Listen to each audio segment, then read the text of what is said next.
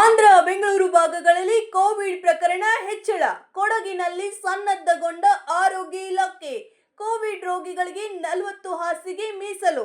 ದೇಶದ ಕೆಲವು ರಾಜ್ಯಗಳಲ್ಲಿ ಮತ್ತೆ ಕೋವಿಡ್ ಸೋಂಕಿನ ಪ್ರಕರಣಗಳು ವರದಿಯಾಗುತ್ತಿರುವ ಬೆನ್ನಲ್ಲೇ ಕರ್ನಾಟಕ ಸರ್ಕಾರವು ಮುನ್ನೆಚ್ಚರಿಕೆ ಕ್ರಮಗಳನ್ನು ಮತ್ತಷ್ಟು ಬಿಗಿಗೊಳಿಸಿದೆ.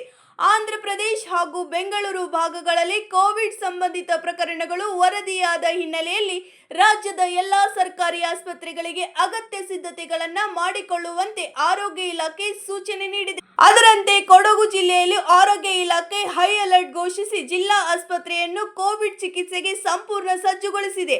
ಹಾಗಾದರೆ ಜಿಲ್ಲೆಯಲ್ಲಿ ಕೈಗೊಂಡಿರುವ ಸಿದ್ಧತೆಗಳೇನು? ಜನರು ಏನು ಮಾಡಬೇಕು? ಇಲ್ಲಿದೆ ನೋಡಿ ಕಂಪ್ಲೀಟ್ ಸ್ಟೋರಿ. ಕಳೆದ ಕೆಲವು ವಾರಗಳಿಂದ ದೇಶದ ಕೆಲವೆಡೆ ಕೋವಿಡ್ ಸೋಂಕಿನ ಪ್ರಮಾಣದಲ್ಲಿ ಏರಿಕೆ ಕಂಡು ಬರುತ್ತಿರುವ ಹಿನ್ನೆಲೆಯಲ್ಲಿ ಆರೋಗ್ಯ ಇಲಾಖೆ ಯಾವುದೇ ನಿರ್ಲಕ್ಷ್ಯ ವಹಿಸದೆ ಮುನ್ನೆಚ್ಚರಿಕಾ ಕ್ರಮಗಳನ್ನು ಆರಂಭಿಸಿದೆ. ಆಂಧ್ರ ಪ್ರದೇಶ, ಬೆಂಗಳೂರು ಸೇರಿದಂತೆ ಕೆಲವು ರಾಜ್ಯಗಳಲ್ಲಿ ಕೋವಿಡ್ ಸಂಬಂಧಿತ ಪ್ರಕರಣಗಳು ವರದಿಯಾಗಿರುವುದರಿಂದ ಕರ್ನಾಟಕ ಸರ್ಕಾರ ರಾಜ್ಯದ ಎಲ್ಲಾ ಸರ್ಕಾರಿ ಆಸ್ಪತ್ರೆಗಳಲ್ಲಿ ಕೋವಿಡ್ ನಿರ್ವಹಣೆಗೆ ಅಗತ್ಯ ಸಿದ್ಧತೆ ಮಾಡಿಕೊಳ್ಳುವಂತೆ ನಿರ್ದೇಶನ ನೀಡಿದೆ. ಈ ಸೂಚನೆಯ ಬೆನ್ನಲ್ಲೇ ಕೊಡಗು ಜಿಲ್ಲಾ ಆರೋಗ್ಯ ಇಲಾಖೆ ಕೂಡ ತುರ್ತು ಸಭೆ ನಡೆಸಿ ಆಸ್ಪತ್ರೆಗಳ ಸಿದ್ಧತೆಯನ್ನು ಪರಿಶೀಲಿಸಿದೆ. ಮಡಿಕೇರಿ ಜಿಲ್ಲಾ ಆಸ್ಪತ್ರೆಯಲ್ಲಿ ಈಗಾಗಲೇ ಕೋವಿಡ್ ರೋಗಿಗಳಿಗಾಗಿ ಪ್ರತ್ಯೇಕ ಐಸೋಲೇಷನ್ ವಾರ್ಡ್ಗಳನ್ನು ಸಿದ್ಧಪಡಿಸಲಾಗಿದೆ. ಒಟ್ಟು 50 ಹಾಸಿಗೆಗಳನ್ನು ಕೋವಿಡ್ ಚಿಕಿತ್ಸೆಗೆ ಮೀಸಲಾಗಿಸಿದ್ದು, ಅದರಲ್ಲಿ 20 ಹಾಸಿಗೆಗಳು ಮಹಿಳೆಯರಿಗೆ, 20 ಹಾಸಿಗೆಗಳು ಪುರುಷರಿಗೆ ಹಾಗೂ ಉಳಿದ ಹಾಸಿಗೆಗಳನ್ನು ತುರ್ತು ಚಿಕಿತ್ಸೆಗೆ ಕಾಯ್ದಿರಿಸಲಾಗಿದೆ. ಕೇವಲ ಹಾಸಿಗೆಗಳಷ್ಟೇ ಅಲ್ಲ, ವೈದ್ಯಕೀಯ ಸಿಬ್ಬಂದಿಯೂ ಸಂಪೂರ್ಣ ಸನ್ನದ್ಧರಾಗಿದ್ದಾರೆ. ವೈದ್ಯರು, ನರ್ಸ್ಗಳು ಹಾಗೂ ಆರೋಗ್ಯ ಸಿಬ್ಬಂದಿಗೆ ಅಗತ್ಯ ಮಾರ್ಗಸೂಚಿಗಳನ್ನು ನೀಡಲಾಗಿದ್ದು, ಯಾವುದೇ ತುರ್ತು ಪರಿಸ್ಥಿತಿಯನ್ನು ಎದುರಿಸಲು ಸಿದ್ಧತೆ ಮಾಡಿಕೊಳ್ಳಲಾಗಿದೆ.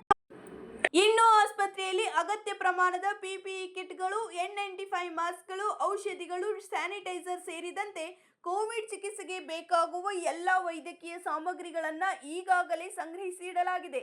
ವೈದ್ಯರ ಪ್ರಕಾರ ಸದ್ಯ ಜಿಲ್ಲೆಯಲ್ಲಿನ ಪರಿಸ್ಥಿತಿ ನಿಯಂತ್ರಣದಲ್ಲಿದ್ದು, ಜನರು ಯಾವುದೇ ರೀತಿಯ ಆತಂಕ ಅಥವಾ ಭಯಕ್ಕೆ ಒಳಗಾಗುವ ಅಗತ್ಯವಿಲ್ಲ. ಆದರೆ ಜ್ವರ, ಕೆಮ್ಮು, ಗಂಟಲು ನೋವು, ಉಸಿರಾಟದ ತೊಂದರೆ ಸೇರಿದಂತೆ ಕೋವಿಡ್ ಲಕ್ಷಣಗಳು ಕಂಡುಬಂದರೆ ನಿರ್ಲಕ್ಷ್ಯ ಮಾಡದೆ ತಕ್ಷಣ ಸಮೀಪದ ಸರ್ಕಾರಿ ಆಸ್ಪತ್ರೆಗೆ ಭೇಟಿ ನೀಡಿ ಪರೀಕ್ಷೆ ಮಾಡಿಸಿಕೊಳ್ಳಬೇಕು ಎಂದು ಮನವಿ ಮಾಡಿಕೊಂಡಿದ್ದಾರೆ.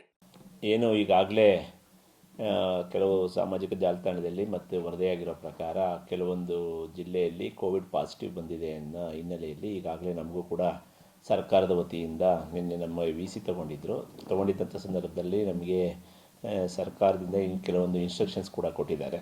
ಆ ಮೂಲಕ ನೀವು ಏನಾದರೂ ಈ ಥರ ELI ಸಾರಿ ಕೇಸಸ್ ಬಂದಂಥ ಸಂದರ್ಭದಲ್ಲಿ ಅವ್ರನ್ನ ಕೋವಿಡ್ ಟೆಸ್ಟ್ ಮಾಡಬೇಕು, ಜೊತೆಗೆ ಅಗತ್ಯ ಟ್ರೀಟ್ಮೆಂಟಿಗೆ ಸಕಲ ಸಿದ್ಧತೆಗಳನ್ನ ಕೂಡ ಮಾಡ್ಕೋಬೇಕು ಅಂತ, ಮತ್ತು ಡ್ರಗ್ಸ್ನೂ ಕೂಡ ತಾವು ಇಟ್ಕೋಬೇಕು ಅಂತ ಹೇಳಿದ್ದಾರೆ.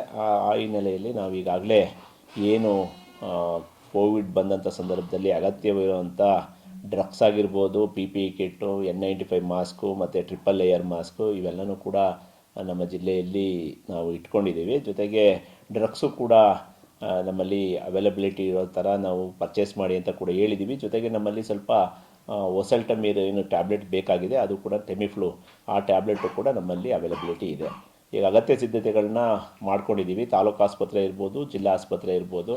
ಜಿಲ್ಲಾ ಆಸ್ಪತ್ರೆಯಲ್ಲಿ ಸುಮಾರು 40ಕ್ಕೂ ಹೆಚ್ಚು ಬೆಡ್ಗಳನ್ನು ಈಗೇನಾದರೂ ಕೋವಿಡ್ ಬಂದಂಥ ಸಂದರ್ಭದಲ್ಲಿ ಇಟ್ಕೊಳ್ಳೋದಕ್ಕೆ ನಾವು ಸಿದ್ಧತೆಗಳನ್ನ ಮಾಡ್ಕೊಂಡಿದ್ದೀವಿ. ಜೊತೆಗೆ ತಾಲೂಕು ಆಸ್ಪತ್ರೆಗಳಿಗೆ ಈಗ ಆಲ್ರೆಡಿ ಇನ್ಸ್ಟ್ರಕ್ಷನ್ಸ್ ಕೂಡ ಕೊಟ್ಟಿದ್ದೀವಿ. ಏನು ಈ ಕೋವಿಡ್ ಬಂದಂಥ ಸಂದರ್ಭದಲ್ಲಿ ಅವರಿಗೆ ಸಪರೇಟ್ ವಾರ್ಡ್ನ ರೆಡಿ ಮಾಡಿಟ್ಕೋಬೇಕು, ಜೊತೆಗೆ ಅಗತ್ಯವಾಗಿ ಅವ್ರನ್ನ ಅಂದರೆ ಪರೀಕ್ಷೆಗೆ ಒಳಪಡಿಸ್ಬೇಕು ಅಂತ ಹೇಳಿದ್ದೀವಿ. ನಮ್ಮ ಜಿಲ್ಲೆಗೆ ಸಂಬಂಧಪಟ್ಟಂತೆ ಈಗಾಗಲೇ ಎಲ್ಲ ಸಿದ್ಧತೆಗಳನ್ನ ನಾವು ಈ ತಾಲೂಕು ಆಸ್ಪತ್ರೆಯಲ್ಲಿ ನಾವು ನಿನ್ನೆ ನಮಗೆ ನಿರ್ದೇಶನ ಬಂದಿದ್ದರಿಂದ, ಅಂದರೆ ನಮ್ಮ ಮಾನ್ಯ ಮಂತ್ರಿಯವರು VC ತಗೊಂಡಂಥ ಸಂದರ್ಭದಲ್ಲಿ ತಾವು ಯಾವುದೇ ರೀತಿ ನ್ಯೂನತೆಗಳಾಗಬಾರ್ದು, ಎಲ್ಲ ಅಗತ್ಯ ಸಿದ್ಧತೆಗಳನ್ನ ಇಟ್ಕೋಬೇಕು ಅಂತ ಹೇಳಿದ್ದಾರೆ. ಆ ರೀತಿ ನಾವು ಈಗ ಅಗತ್ಯ ಸಿದ್ಧತೆಗಳನ್ನ ಮಾಡ್ಕೊಂಡಿದ್ದೀವಿ.